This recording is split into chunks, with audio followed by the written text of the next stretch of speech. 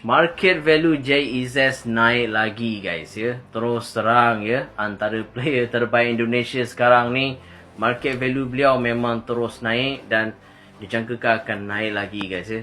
Itu sebabnya kelab-kelab gergasi Serie A nakkan dia guys. AC Milan, Juventus semua nakkan dia sebab apa?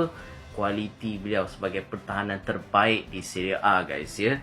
Dan aku pun boleh katakan, yalah, siapa yang follow, aku memang peminat untuk JEZ ni. Dia is number one lah. Dan aku nampak dia ni ada ciri-ciri leadership, kematangan dia sebagai seorang player terbaik lagi-lagi. Untuk fan-fan Indonesia ni memang ramai yang minat JEZ. Aku harap JEZ ni satu hari nanti kan dia tercalon untuk Ballon d'Or lah guys. Ballon d'Or, pertahanan yang terbaik asalkan dalam anugerah FIFA lah ya.